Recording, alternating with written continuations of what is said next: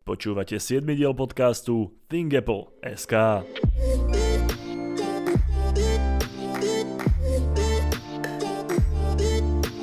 Moje meno je Dominik Kozmály a prinášam vám každý týždeň čerstvé novinky z Apple sveta.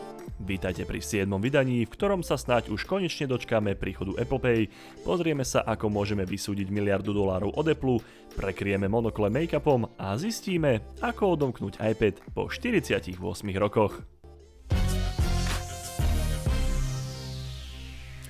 Apple Pay u našich susedov, u nás v druhej vlne. Apple v tichosti spustil platby iPhoneom a hodinkami Apple Watch cez službu Apple Pay u našich rakúskych susedov. Nikde o tom nepadla ani zmienka, iba v lokálnych rakúskych novinách, ktoré na to upozornili deň pred oficiálnym spustením. Rakúska banka N26, ktorá pôsobí aj na našom trhu, na spustenie Apple Pay v Rakúsku lákala svojich zákazníkov len necelý mesiac pred spustením. Následne na to, o deň neskôr tweetovala čoskorý príchod Apple Pay aj na Slovensko, vrátane iných krajín ako Estónsko, Grécko, Portugalsko a Slovinsko. Môžeme preto podľa doterajších indícií očakávať, že sa budeme môcť tešiť z platenia Apple Pay aj my na Slovensku už o necelý mesiac. Aspoň čo sa týka banky N26. Klienti ostatných bank však nemusia zúfať, pretože čoskorý príchod Apple Pay medzi svoje služby ohlásili už aj Slovenská sporiteľňa a Tatra banka, ktoré by mali byť taktiež v prvej vlne, čo sa týka Slovenska. Nepravom zadržaný 18-ročný majiteľ iPhoneu si pýta od Apple $1 miliardu. Pýtate sa prečo? Kvôli systému rozpoznávania tváre, ktorý ho nesprávne identifikoval ako páchateľa zodpovedných za sériu krádeží v obchodoch Apple. Celý incident vznikol kvôli tomu, že nášmu 18-ročnému mladíkovi bol odsúdzený preukaz totožnosti, na ktorom však nebola fotografia, ale všetky ostatné osobné údaje, cez ktoré sa skutočný páchateľ preukazoval v Apple obchodoch počas lúpeží. A keďže preukaz nemal fotografiu a Apple má v obchodoch systémy na rozpoznávanie tváre, tak na jednoduchšie doľapenie súd povolil, aby ho Apple použil pri pátraní. A tu nastala chyba. Systém totiž spojil skutočnú tvár vinníka s osobnými informáciami nášho 18-ročného nevinného mladíka. Na základe týchto informácií polícia napochodovala k jeho domu a zatkla ho. Tomu sa to pravda, že nepáčilo a za neoprávnené zadržanie viní Apple, od ktorého žiada odškodné vo výške $1 miliardy.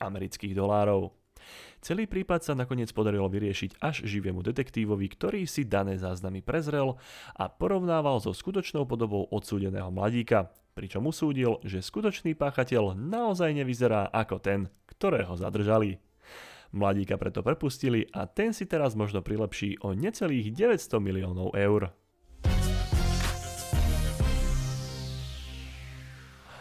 One More Thing už patrí všetkým. Kto by ju nepoznal? Kto by ju aspoň raz nepočul? Legendárna veta slávneho Steva Jobsa One More Thing, s ktorou nám vždy ohlasoval tú najväčšiu bombu celého večera. Veta v preklade ešte jedna vec, ktorá má znieť s tónom a mimochodom ešte tu niečo pre vás máme, sa na Apple konferenciách používa pri uvádzaní najdôležitejších produktov až dodnes. Naposledy bola použitá pri predstavení iPhone 10. Každý má preto túto vetu spojenú predovšetkým s firmou Apple. V Apple tak nenechali nič na náhodu a dali legendárnu hlášku jedného zo svojich zakladateľov patentovať. To však neodradilo švajčiarskeho výrobcu hodiniek Swatch od jej použitia pri propagovaní svojich hodiniek. A súd započal. Firma Swatch argumentovala tým, že sa inšpirovali detektívom Columbom, ktorý vo svojom seriáli často používal frázu Just one more thing pri odhaľovaní prípadu.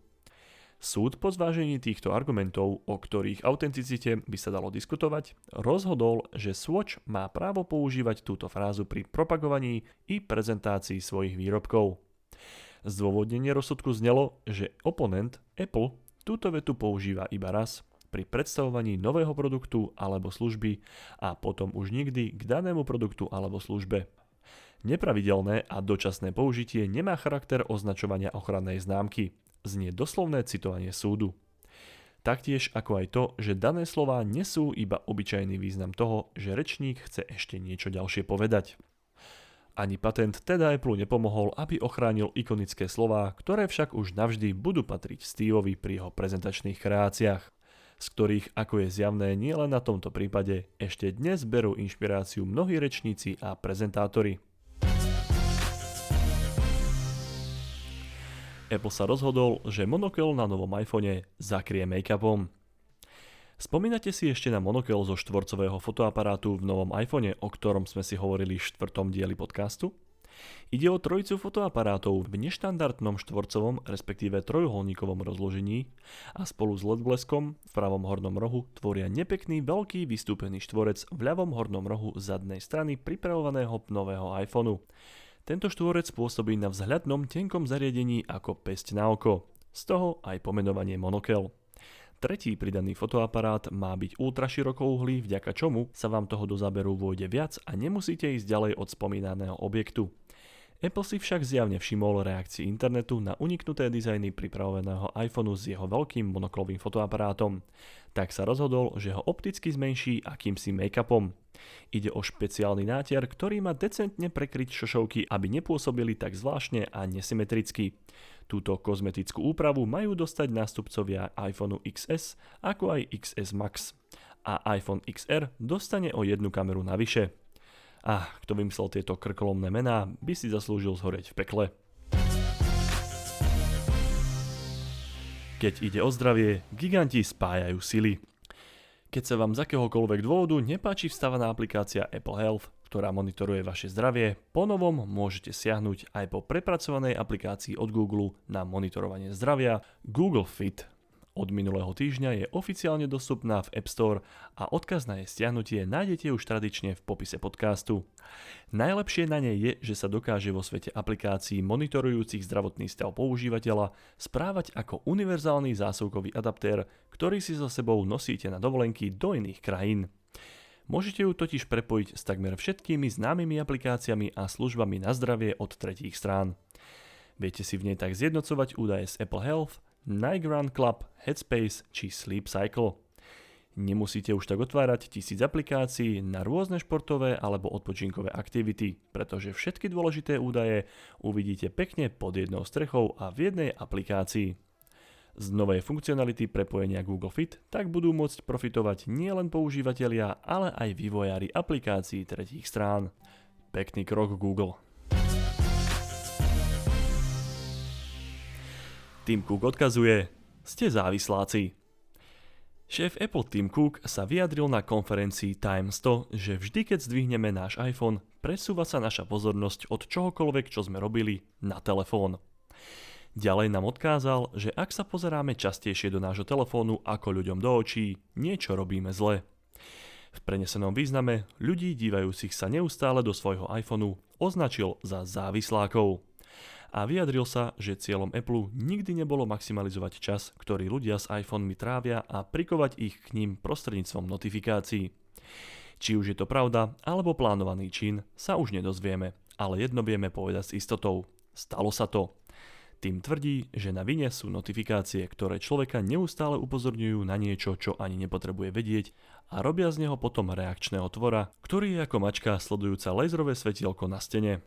Pretože každá notifikácia láka človeka späť k displeju od toho, čo práve robil, nech je to aj veľakrát rozhovor s kamarátom alebo počas romantickej večere v reštaurácii. Cook sa preto zamyslel nad dvomi možnými riešeniami otravných a pozornosť kradnúcich notifikácií. Jedno by spočívalo v zasielaní všetkých notifikácií naraz v balíku v určitý čas, napríklad vždy ráno, večer alebo na obed. Druhým riešením by bolo zobrazovanie notifikácií na samostatnej oddelenej obrazovke bez toho, aby nás na to upozorňovali. Používatelia by tam prišli, keby oni sami chceli, a nie keď im to telefón povie. Tim Cook dokonca povedal, že notifikácie na svojom iPhone blokuje úplne, keďže momentálne nie je iné riešenie. A odporúča to všetkým, ktorí majú iPhone. Uvidíte, koľko času zrazu budete mať a čo všetko ste prehliadali, kým ste nemali slomené upozornenia. Tieto slová môže len potvrdiť aj autor podcastu, ktorý má slomené všetky notifikácie okrem telefonátov a SMS-iek už takmer rok a vždy sa mu vedia dovolať alebo poslať správu, keď je niečo súrne. A všetko ostatné si vybaví vtedy, keď potrebuje, nie keď mu to rozkáže telefón, lebo ten už nemá ako. Zamknutý iPad po dobu 48 rokov. Určite ste čítali nejednu správu, ako sa mnohým nešťastníkom podarilo uzamknúť svoje iOS zariadenie na poriadne dlhý čas po viacnásobnom zlom zadaní hesla. A aj to, že poväčšine toto nemilé prekvapenie pripravia práve ich ratolesti. Pán Ivan Osnos to asi zobral ako pokus o rekord, pretože sa mu podarilo uzamknúť jeho starší iPad až na vyše 48 rokov. Takže sa znova o jeho odomknutie môže najbližšie pokúsiť až v roku 2067. Ešte šťastie, že Apple má aj na takéto situácie riešenie. Stačí, aby sa takto zablokované zariadenie pripojilo na počítač a spustil program iTunes, cez ktorý sa dá systém obnoviť.